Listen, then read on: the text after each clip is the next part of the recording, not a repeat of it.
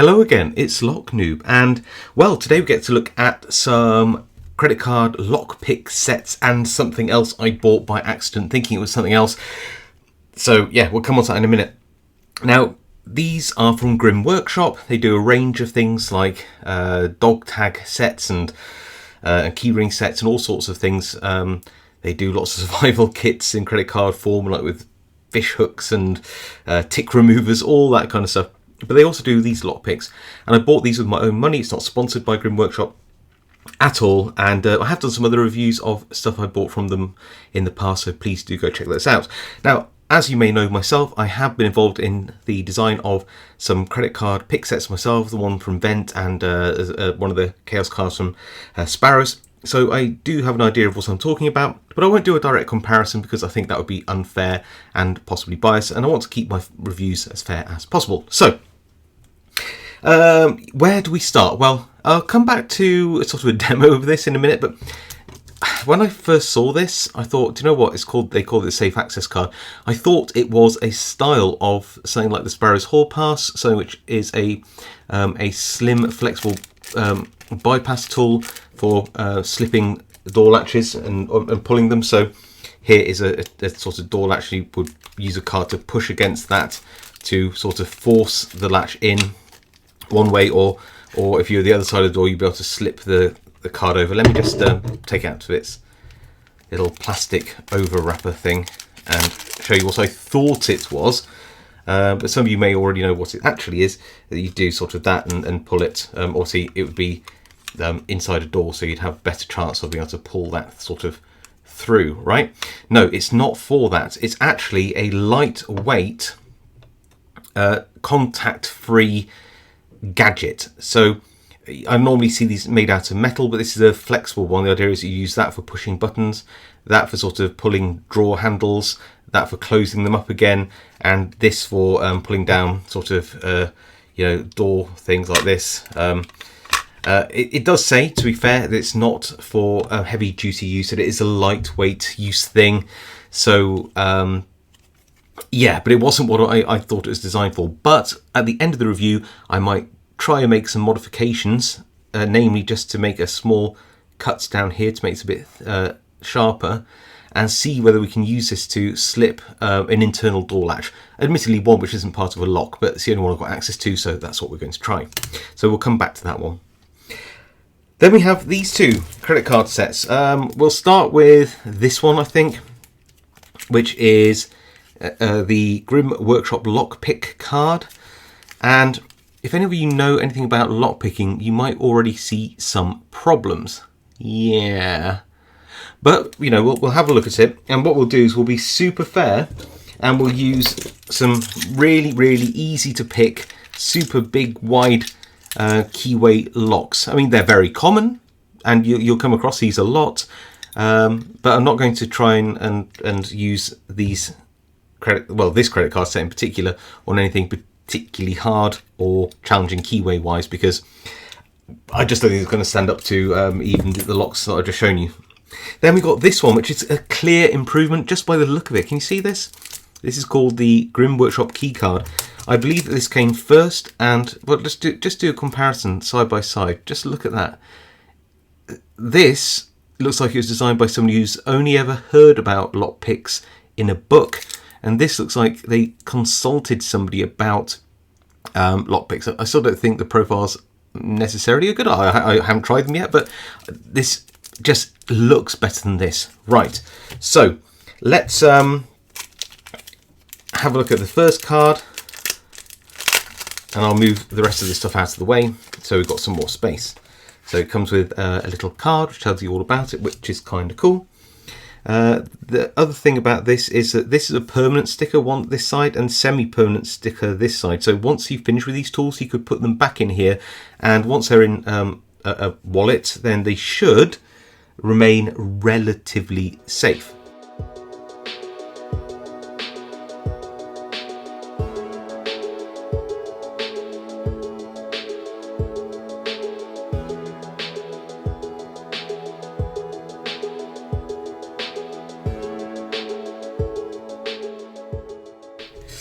So there you go. That was a bit harder to remove than I first thought it might. This sticky stuff is actually quite sticky and does hold them down well. You probably saw me use the only tension tool in here. Oh wow, that's very flexible. To try to slide these out, not least because just look how thin those pick shanks are. I actually haven't measured the thickness of any of the tools, so let's get my cheap calipers out and have an actual look. So these are about 0.6 millimeters or 25 thousandths of an inch. So 25 thousandths isn't too bad. I don't know what metal they use other than it is stainless, but let's have a look at the actual shank height here. About there. Okay, so that's about 42 thousandths or just over 1 millimeter. So that's very brave, unless they're using a very strong steel. What do we get? So we get some profiles. This one looks like it wants to be some kind of cone pick, but those teeth are just not high enough.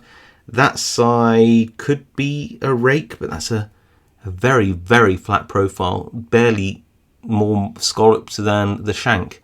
This is, again, I don't really know. Excuse the nails. I actually took apart a greasy lock earlier. Yeah, I don't know what that's doing either. It's more like a saw. I'm not really sure. Then we've got two things which look a bit more recognizable, which is a snake rake and a sort of wave rake thing. Out of all of them, this one looks like it could be used if we get tension. That one I'm not sure, but has some maybe possible. You get a tension tool, as we said, but that's very wide. That looks like it's almost 4.5 millimeters. Let's have a look.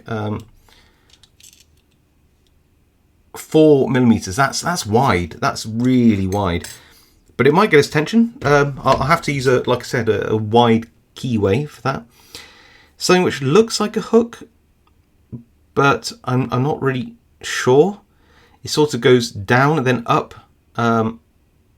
Again, I'll try and give it my best go possible, and then it looks like a ball rake, which could be useful on little wafer lock. So if I find a little wafer lock, we'll give it a go with this ball rake. Right, time for a little demo, and then we'll move on to the next card. So this little Master Lock 3 is it's got a very easy bitting, and it's usually one of the easiest locks I have to sort of rake. This is massive, but does fit in this keyway just, I think, but it takes up a lot of space. So normally, if I just get a normal tension tool, you would only be taking up the smallest part of the keyway like that, but this is considerably wider.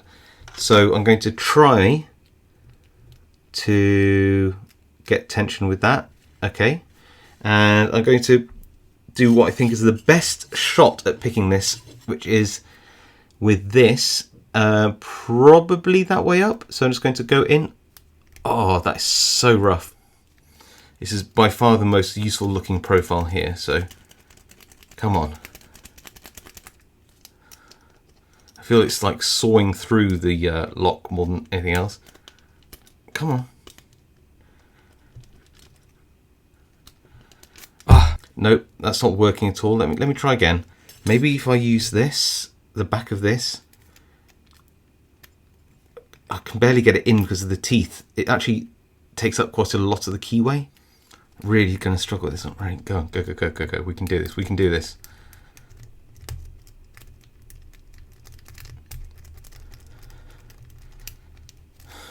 No, that's not working out. I'm going to go back to this one. And then, well, no, let's try this one. Will this fit in?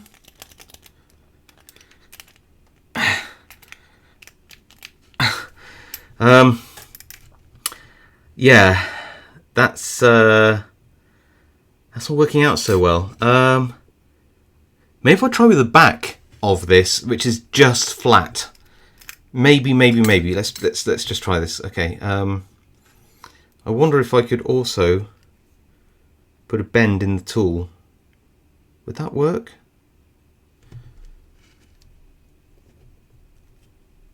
That's going to ruin it for putting it back, but okay, that might work. Okay.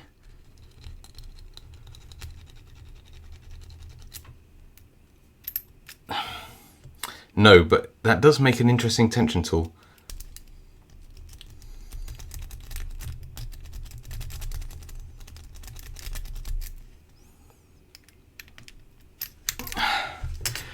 I'm going to call it quits.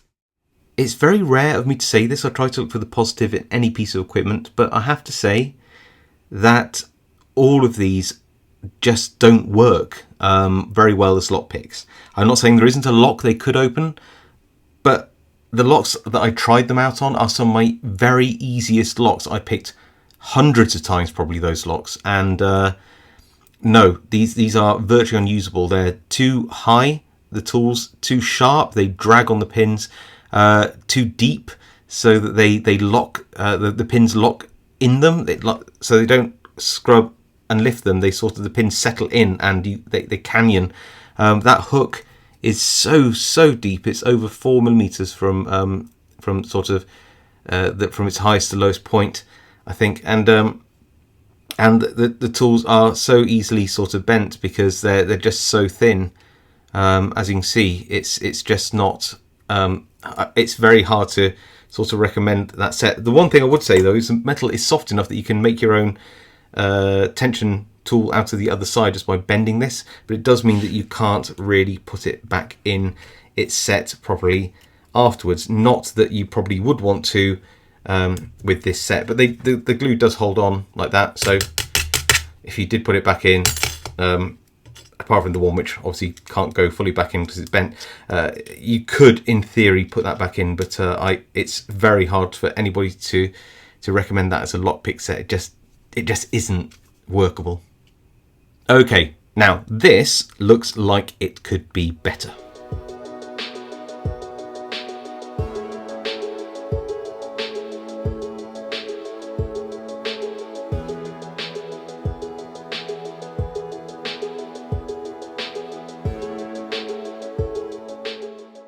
We have this tool, which I just wanted to point out was very hard to remove because I think this might be water jet cut, I think maybe, and they managed to, very fine control, is cut most of the way through this to leave a little handcuff shim here. Now that might work. I'll have to go find some handcuffs to give that a go on.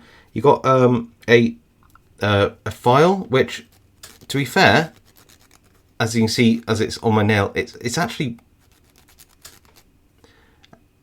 works to a degree. It's very flexible though, so I don't know how much use you get out of it, but it's actually surprisingly sharp. Those little diamonds really dig in, and that saw could probably be used to cut a cable tie or similar.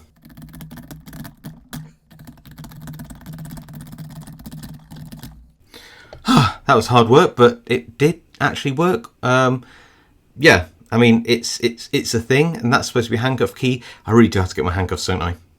Okay, so handcuff key, let's have a go.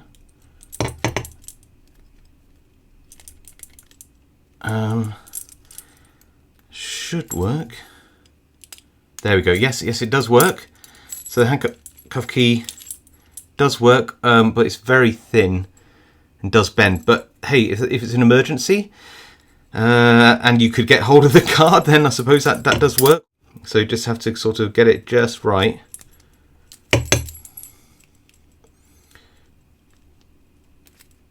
Try the other way up. There we go, and there we go. It does work. It does work. So that's that tool. What do we have here then? So we do have some much more reasonable slim rakes with much thicker shanks. I think about 2mm or so. That's automatically better. So we've got the sort of very low profile triple peak, but again a slightly thicker shank, so less likely to bend. It's got some holes in that you put them on your keyring if you want to, or put them back in here. And you've got you've got a rake and a pick here. Now that's worrying. That's, oh wow, look at that. The way they've cut this is so thin. Can you just see how thin that is? I've got to get the calipers on this. Hold on.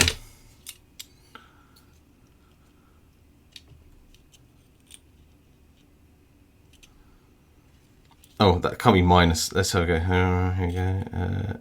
At the thinnest point, that's 0.28mm or 10,000ths of an inch. I mean, that's thin.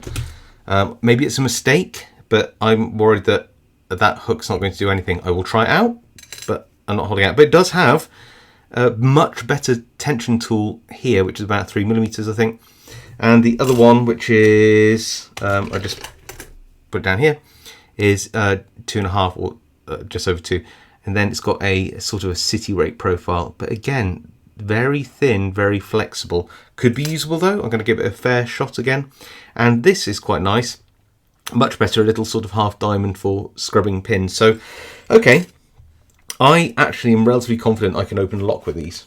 So to give these tools the best chance I can, I'm going to choose this tension tool, which actually doesn't seem too bad actually. And this rake, it's a bit rough because of the way it's not been tumbled or finished after it's been cut, but we should be able to get an open, I believe. So let me just put some tension on and give it a bit of a rake and see where we get to.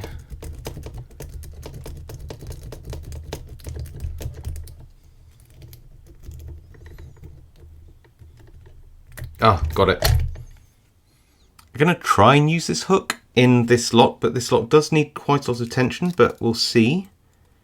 I've got the city rake style tension tool in the bottom, so let's go.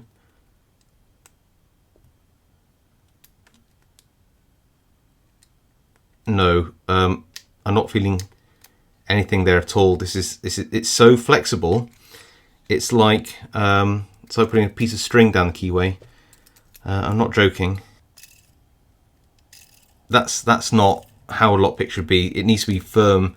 That's just not usable, and that small amount of use has already put a bend in it. I'm not going to use that. I might be able to use this half diamond though. Let's have a go. It's a bit more usable, this one.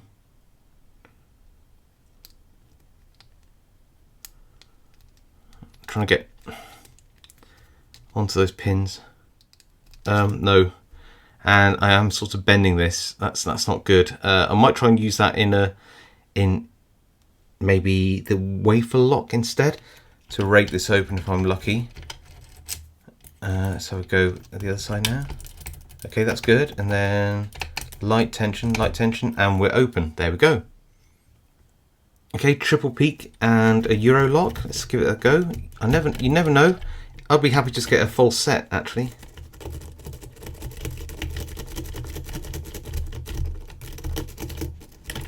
Aha, there we go. Actually got an open. That triple peak isn't so bad. Okay, so that was loads better. Still hard to use, but to be fair, I could pick some actual locks with these, not hard ones, admittedly, but I was able to do it. This rake actually held up quite well. A bit rough to use. Be nice to have some 1000 grit around it, but it's a bit flexible, but it's okay. It's not too bad. I didn't really try out the city rake. This saw file thing does sort of work, but again, you get that bending if you use it. The half diamond's pretty good in wafer locks, but again, you can see when I try to use it on some pins, I've got a bit of a bend there. The triple peak was okay, but you know, could be a bit deeper, but it's okay. But that hook is, I mean, it's like, I don't know, it's like spaghetti. It's weird. It's got to be a manufacturing error, hasn't it? I mean, there's no way that would be the right thing. I mean, look how much space around that was cut away and how much you could have left. It just needed a little bit more, but that is so thin. But again, you know, you can put all the picks back in and it should sort of go back into your wallet after you finish using it. I mean, the other set, this one here, I mean, that is just so, oh, it's junk, isn't it? So don't even think about that one. This one though, if you like the style of it, it's not bad. It sort of does work. The two tension tools are pretty good. The rake and the half diamonds and the triple peak are pretty good. The hooks, I mean, clearly, I think it must be an error. I hope it is anyway, because it's awful. And the saw file key thing, I mean, it works in a pinch. So I think this is $20 US. It's pretty cheap. I guess you get what you pay for, but it's not utterly awful. It can open some locks. It sort of does look cool, and that's about all I can really say about that. Right, so onto this, then I wonder whether we can modify this in a way which allow us to try to slip some internal latches.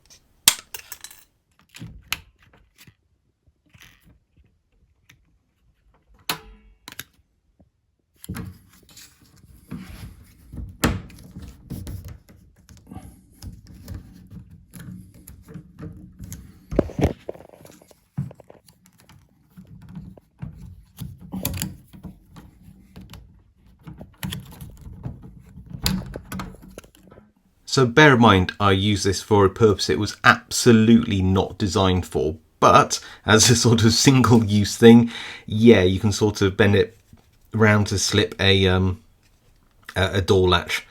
Yeah, it's yeah, I mean, I've pretty much broken that.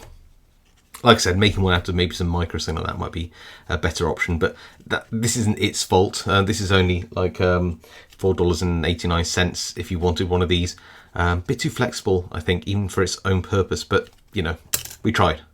So there you go. That's my review of these 3 Grim Workshop credit card tools. Clearly, just don't. It's virtually unusable.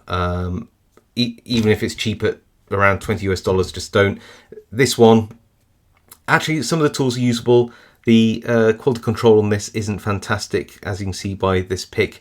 It's not the strongest stuff, but again, it's cheap at $20. So, you know, if you like Grim Workshop stuff, I mean, you can pick some locks with this at the very least, and it's a massive improvement over this one.